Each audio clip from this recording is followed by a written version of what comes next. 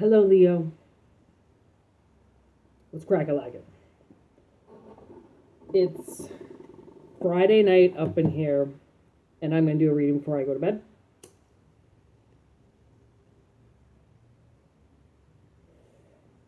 Because I'm a workaholic, I just got off work to come home to do more work. Because I just love work. So we're going to see what happens with this reading.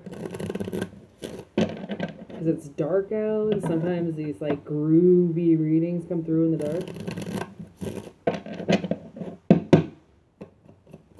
Leo, the energy of Leo. You don't have to be a Leo. Just so you know.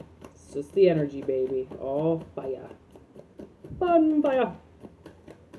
Here we go.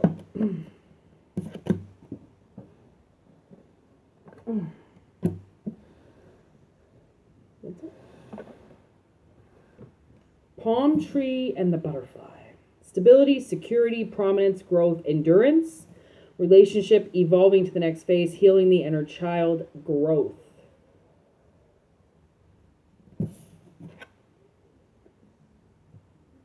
Those are the first two down, Leo.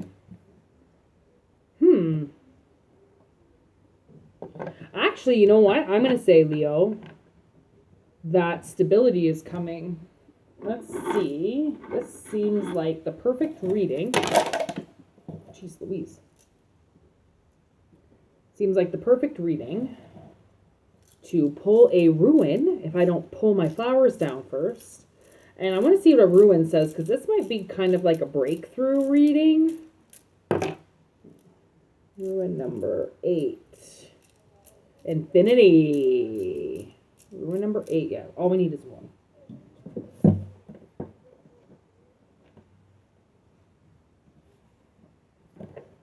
That's not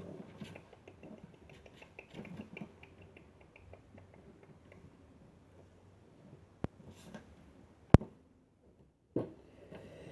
Harmony, prosperity, reward. Oh, cool. So there's prosperity. So that's why the palm tree is here, because that's stability, growth, flexibility, endurance, prominence. That's this ruin for sure. So you are growing, Leo. Wow. Healing the inner child. I can feel that, like maybe you all of a sudden hit a growth sprout and now you're not reacting to situations the way that you did before. Maybe you're listening a little bit more than what you did before. And the world, you might have evolved into an adult. Even though you might be in your 40s, 50s, 60s, something could have kept you in a very young frame of mind. And that's not our fault, is what we have to realize. Is the way that we are controlled is the way that we're controlled by our parents, almost kind of by society. If you're brainwashed, right, you do become controlled.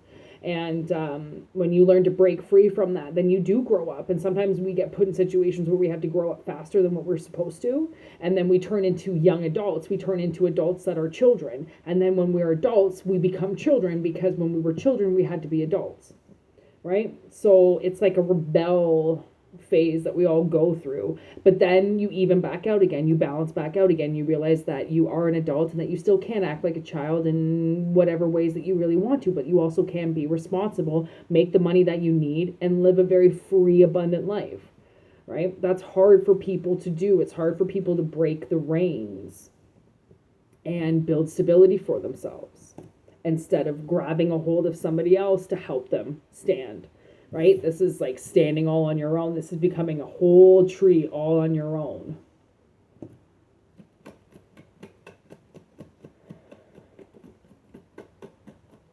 Anything coming in for Leo because of this?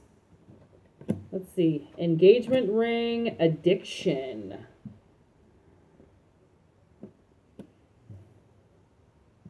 Engagement, partnership, commitment, codependent, obsession, possession, controlling, has a block, restraint. What is on that?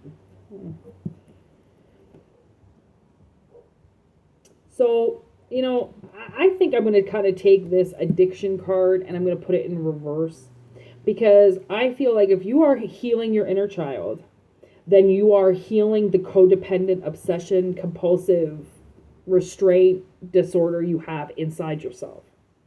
And that's what this engagement ring is. I think you now can make, or coming in the future, right? Especially if you've had a slip with sobriety in the past and you trying now to kind of live a sober life, you might get a couple tests in your path coming up just to see where you are on your level, where you are in your healing, where you at headwise, right?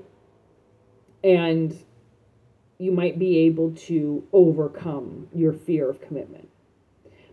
Because I think sometimes when we overindulge and we drink, it's because we're in a situation and we don't like it, we're uncomfortable. Do you realize that booze usually is involved in crowds of people because people carry a lot of anxiety, they carry a lot of energy. And to be in a crowd of people would kind of be like, I need to be a little high, you need to be a little drunk, right? Just to be able to handle that energy. Because people are a lot of energy.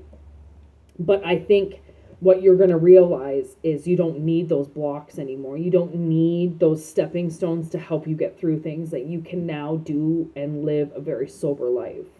And that's kind of huge, because especially if you smoke weed and you're used to, you've got high anxiety and you're used to smoking weed before you go to work, or, you're used to having a shot before you have to do a presentation just to calm the nerves, right? Because your nerves could have been really bad because of your past and how you deal with things and how things were dealt with. And, your nervous system itself it's crushed in most people because of how we are reacted to.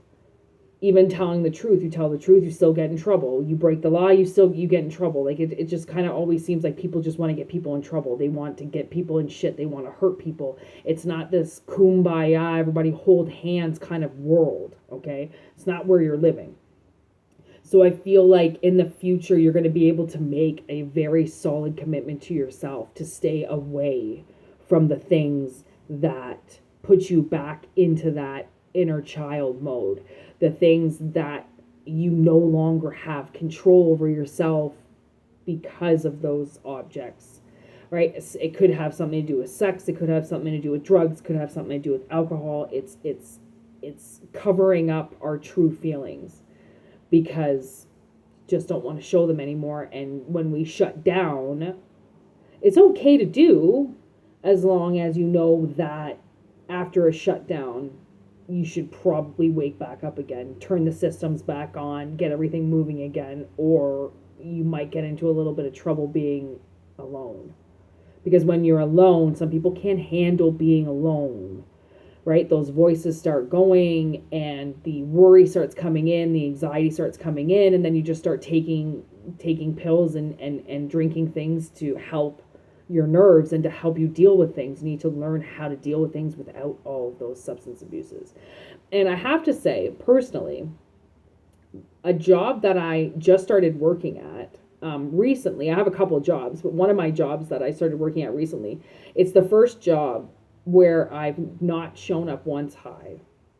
And I actually have to stop smoking weed at least an hour before I go and work for this woman, because I have to be clean and clear and under control. And it's the first place I've worked where I don't need to smoke any weed. There is no anxiety. There's nobody that is talking behind my back. There's nobody that has some demon on their shoulder. It's just nice, clean, and clear people. And sometimes that, if you really want to be sober, if you really want to live not having to be some type of intoxicated in front of people, or take pills, depression pills or anxiety pills or something. If you want to be clean and clear, trust me, you can do it.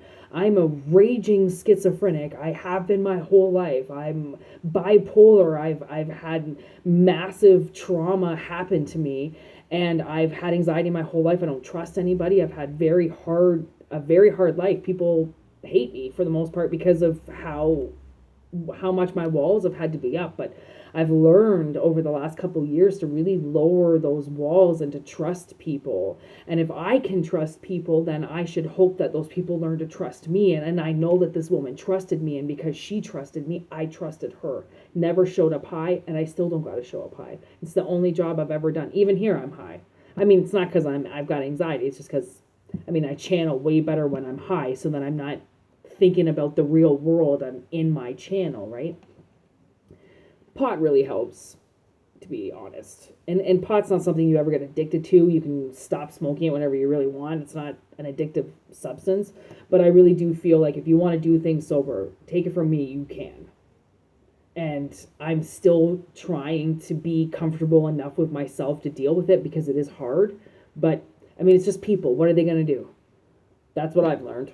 I've got a 5-inch knife on me at all times. Why wouldn't I? If someone's going to hurt me, I like to see them try, right? So if someone's going to hurt you sober, at least now you can say you're sober and you can take it in. And that's the thing, is you have to learn how to do things sober. You have to learn how to do things without the effects of something else. And that's like, being able to do that, you're Superman. I mean, you hold the biggest ticket in the entire world if you can do things sober with a clear head. People can't do that. I can tell you right now, that's probably one of the hardest things that anybody can ever do in this world that we've been put in. So Leo, no doubt some abundance is going to come in. No doubt some stability is going to come in because you now built yourself a stable temple. So shall it be. This was an awesome reading. Thanks for watching. I'm Moonshine. See you later.